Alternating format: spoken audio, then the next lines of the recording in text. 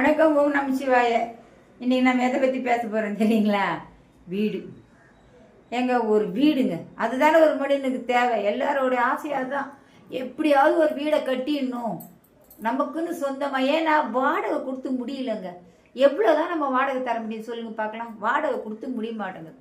அதனால் என்ன பண்ணுறோம், எல்லாரும் வீடு கட்டணும், சொந்தமாக கட்டணும். என்ன பண்ணலாம்? ஒரு இடம் வாங்குறதுக்குள்ளே நம்மளுக்கு உயிரே போகுது. 2 பேர் வேலைக்கு போனால் தான் ஏதோ சேவ் பண்ணி ஒரு இடம், ஒரு 1000 ஸ்கொயர் ஃபீட் இடமாவது வாங்க முடியுது. அப்பாடா இடம் வாங்கிட்டோம். அடுத்தது வீடு கட்டணும். வீடு கட்டினா அதில் லோன் போடணும். லோன் போட்டால் லோன் அடைக்கணும். ஆனால் 2 பேரும் வேலைக்கு போய் தான் ஆகணும். ஒரு வீடு கட்டுறது சாமானிய வேலை இல்லை. அந்த வீட்டுக்கு தேவையான பொருள்கள் எங்கெங்கே கிடைக்குது, நல்ல தரமான பொருள்கள் கிடைக்குதா இல்லையா, இதெல்லாம் ஆராய்ச்சி பண்ணி வாங்கணும். அது மட்டும் இல்லை, அங்கே வேலை செய்கிற மேஸ்திரி சித்தாலிருந்து ஒழுங்காக வேலை செய்கிறாங்களான்னு கண்காணிக்கணும். நிறைய பேர் என்ன பண்ணுவாங்க, சம்பளத்தை வாங்கிட்டு பாதி நாள் உட்காந்து, ஏன்னா யாரும் இல்லை கண்காணிக்கிறதுக்குன்னா பாதி நாள் சும்மா உட்காந்துட்டு கூலி கூட வாங்கிட்டு போகிறவங்களாம் இருக்கிறாங்க.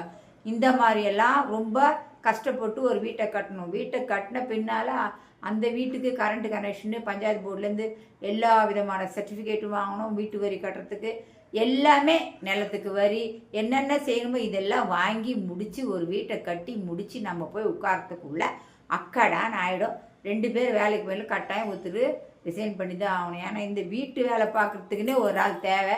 ஒரு வீடு கட்டுறதுக்கு 1 வருஷத்துக்கு மேலே ஆகிடும். சரிங்களா? அப்பா இதெல்லாம் வேணாம். அப்போ என்ன பண்ணலாம்? கட்டி விற்கிறாங்கங்க, உங்களுக்கு தெரியாதா? அப்படியே அப்பார்ட்மெண்ட்டு ஒரு 35 லட்சம், 40 லட்சம், 50 லட்சம், 60 லட்சம், 1 கோடி அப்படியே அவங்ககிட்ட கொடுத்துட்டா போதும். நம்ம போய் ஜம்முன்னு உட்காந்துக்கலாம். அங்கே எல்லா வசதியும் இருக்குது. அப்படின்னு தான் இப்போ எல்லோரும் என்ன பண்ணுறாங்கன்னா வீட்டை வாங்குறாங்க, அப்பார்ட்மெண்ட்டில் வாங்குறாங்க. பெரிய பெயர் போன நிறுவனங்க. அந்த நிறுவனம் காஞ்சிபுரத்தில் அது மாதிரி தான் அப்பார்ட்மெண்ட் போட்டு சேல்ஸ் பண்ணிடுதுங்க. அது தெரியாமல் வாங்கிட்டாங்க. அவ்வளோ பெரிய நிறுவனமாச்சே. எப்படி அந்த நிறுவனத்தின் பெயர் சொல்ல வேணாம் தான் நான் சொல்லலை. அவ்வளோ பெரிய நிறுவனம். அந்த நிறுவனத்தில் அப்பார்ட்மெண்ட் வச்சுட்டு நல்லா 35 லட்ச ரூபா கொடுத்து ஒரு அப்பார்ட்மெண்ட் காஞ்சிபுரத்தில் வாங்கிட்டாங்க. வாங்கின பின்னால் தாங்க தெரியுது, ஒரு ரப்பர் சுத்தியல் அதை வச்சு அப்படி தட்டினாங்கன்னா அப்படியே உதிருது. வீட்டுக்குள்ளேயே படிக்கட்டு இருக்குது. அது படிக்கட்டுலாம் தட்டிக்கிட்டே போகிறாரு அவர். அழகாக அது உந்தினே வருது. என்னங்க இப்படி பகல் கொள்ளையாக இருக்குது பார்த்தீங்களா? வீட்டை கட்டிப்பார், கல்யாணம் பண்ணிப்பாருன்னு சொன்னாங்க. அது கரெக்டாக தானே இருக்குது. ஆக மொத்தத்தில் இனிமேல் இது மாதிரி நம்பி பெரிய பெரிய கம்பெனி எல்லாத்துலேயும் விஷயமே அப்படி தாங்க.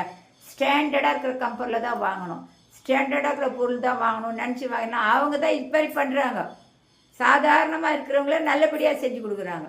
அதனால் நீங்கள் பத்திரமா வீடு வாங்க தான் வாங்குங்க. சரிங்களா? முதல்ல தட்டி பார்த்து வாங்குங்க. ஓகே, வணக்கம்.